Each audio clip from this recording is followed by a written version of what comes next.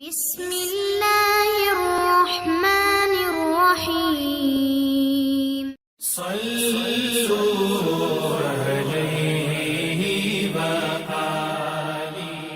ہرقل شاہ روم نے قریش کے قافلے میں ایک آدمی بلانے کو بھیجا، اور اس وقت یہ لوگ تجارت کے لیے ملک شام گئے ہوئے تھے، اور یہ وہ زمانہ تھا جب رسول اللہ صلی اللہ علیہ وسلم نے قریش اور ابو سفیان سے ایک وقتی عہد کیا ہوا تھا۔ جب ابو سفیان اور دوسرے لوگ ہرقل کے پاس ایلیا پہنچے جہاں ہرقل نے دربار طلب کیا تھا، اس کے گرد روم کے بڑے بڑے لوگ، علماء، وزراء و امراء بیٹھے ہوئے تھے۔ ہرقل نے ان کو اور اپنے ترجمان کو بلوایا، پھر ان سے پوچھا کہ تم میں سے کون شخص مدعی رسالت کا زیادہ قریبی عزیز ہے؟ ابو سفیان کہتے ہیں کہ میں بول اٹھا کہ میں اس کا سب سے زیادہ قریبی رشتہ دار ہوں۔ یہ سن کر ہرقل نے حکم دیا کہ اس ابو سفیان کو میرے قریب لا کر بٹھاؤ اور اس کے ساتھیوں کو اس کی پیٹھ کے پیچھے بٹھا دو۔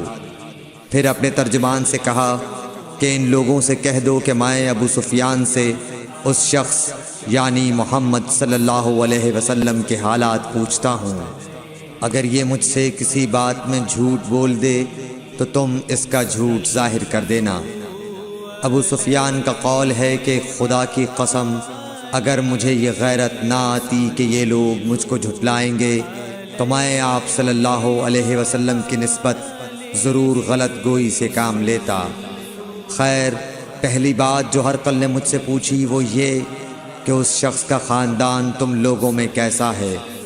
میں نے کہا وہ تو بڑے اونچے عالی نسب والے ہیں۔ کہنے لگا اس سے پہلے بھی کسی نے تم لوگوں میں ایسی بات کہی تھی؟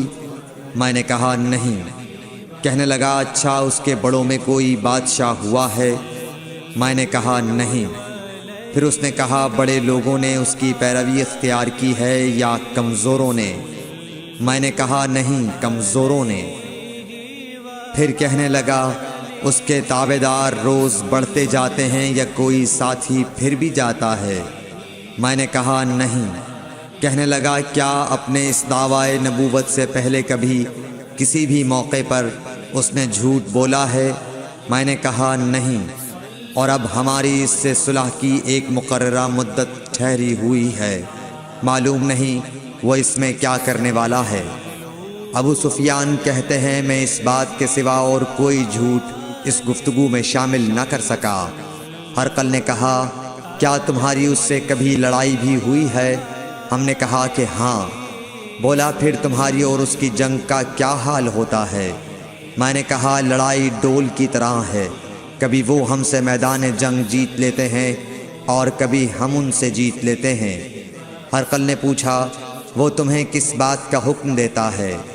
میں نے کہا وہ کہتا ہے کہ صرف ایک اللہ ہی کی عبادت کرو، اس کا کسی کو شریک نہ بناؤ، اور اپنے باپ دادا کی شرک کی باتیں چھوڑ دو، اور ہمیں نماز پڑھنے، سچ بولنے، پرہیزگاری اور صلہ رحمی کا حکم دیتا ہے۔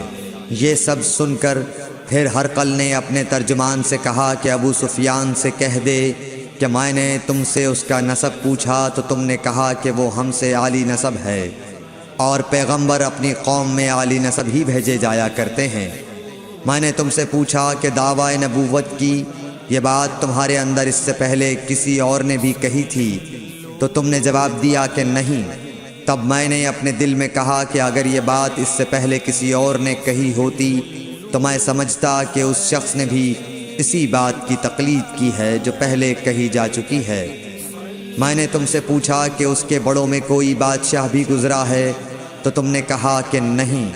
تو میں نے دل میں کہا کہ ان کے بزرگوں میں سے کوئی بادشاہ ہوا ہوگا تو کہہ دوں گا کہ وہ شخص اس بہانے اپنے آباء و اجداد کی بادشاہت اور ان کا ملک دوبارہ حاصل کرنا چاہتا ہے۔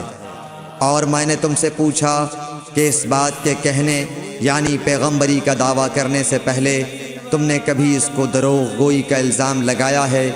تم نے کہا کہ نہیں۔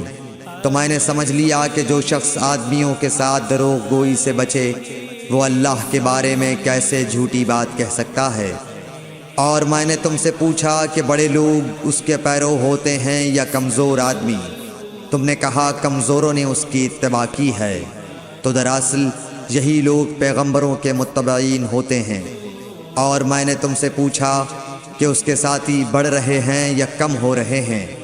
تم نے کہا کہ وہ بڑھ رہے ہیں، اور ایمان کی کیفیت یہی ہوتی ہے حتیٰ کہ وہ کامل ہو جاتا ہے۔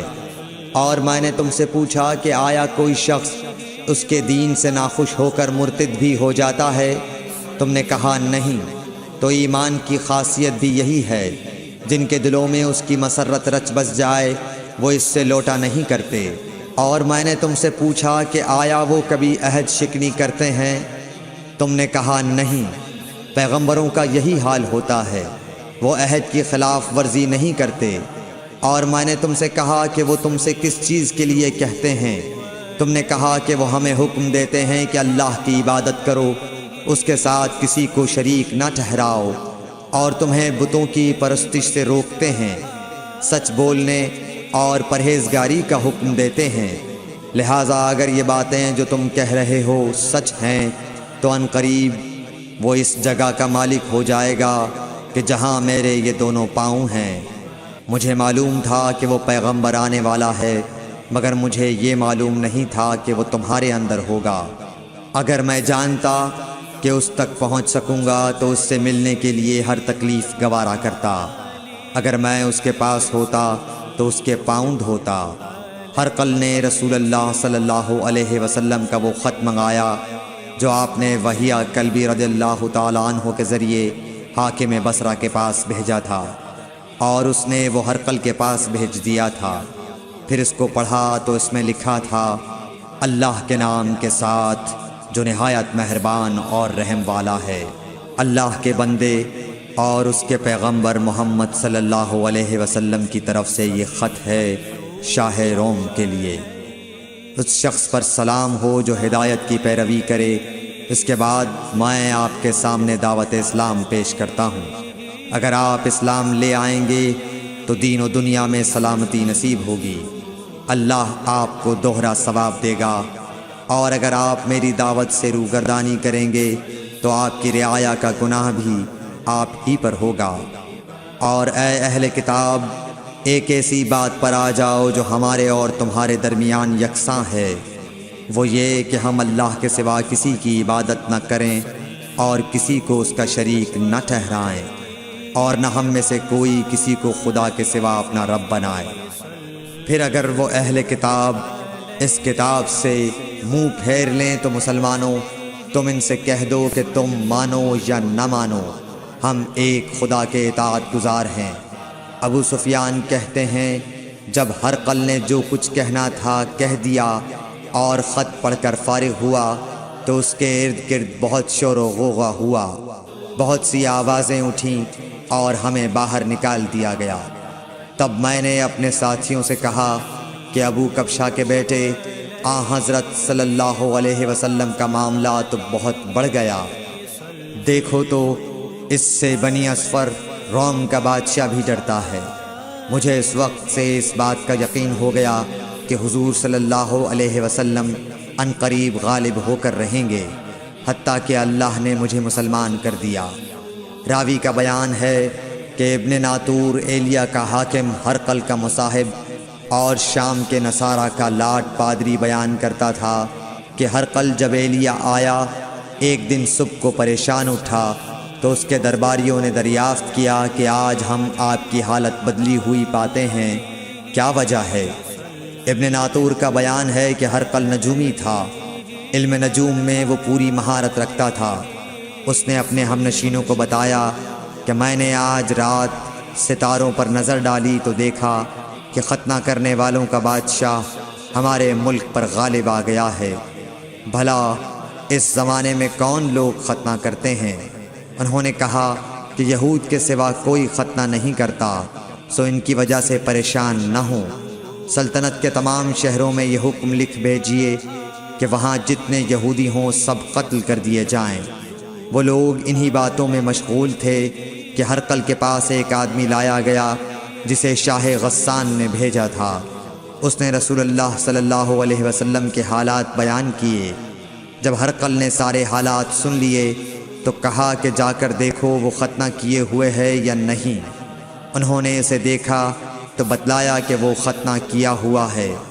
ہرقل نے جب اس شخص سے عرب کے بارے میں پوچھا تو اس نے بتلایا کہ وہ ختنہ کرتے ہیں۔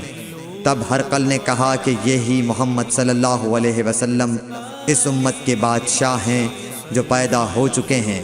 پھر اس نے اپنے ایک دوست کو رومیہ خط لکھا اور وہ بھی علم نجوم میں ہرقل کی طرح ماہر تھا۔ پھر وہاں سے ہرقل حمص چلا گیا۔ ابھی حمص سے نکلا نہیں تھا کہ اس کے دوست کا خط اس کے جواب میں آ گیا۔ اس کی رائے بھی حضور صلی اللہ علیہ وسلم کے ظہور کے بارے میں ہرقل کے موافق تھی کہ محمد صلی اللہ علیہ وسلم واقعی پیغمبر ہیں۔ اس کے بعد ہرقل نے روم کے بڑے آدمیوں کو اپنے حمص کے محل میں طلب کیا اور اس کے حکم سے محل کے دروازے بند کر لیے گئے۔ پھر وہ اپنے خاص محل سے باہر آیا اور کہا، اے روم والو، کیا ہدایت اور کامیابی میں کچھ حصہ تمہارے لیے بھی ہے؟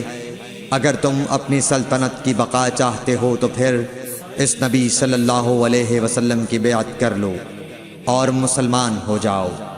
یہ سننا تھا کہ پھر لوگ وحشی گدھوں کی طرح دروازوں کی طرف دوڑے مگر انہیں بند پایا۔ آخر جب ہرقل نے اس بات سے ان کی یہ نفرت دیکھی اور ان کے ایمان لانے سے مایوس ہو گیا تو کہنے لگا کہ ان لوگوں کو میرے پاس لاؤ۔ جب وہ دوبارہ آئے تو اس نے کہا، میں نے جو بات کہی تھی اس سے تمہاری دینی پختگی کی آزمائش مقصود تھی، سو وہ میں نے دیکھ لی۔ تب یہ بات سن کر وہ سب کے سب اس کے سامنے سجدے میں گر پڑے اور اس سے خوش ہو گئے۔ بالآخر ہرقل کی آخری حالت یہی رہی۔ صحیح بخاری حدیث نمبر 7۔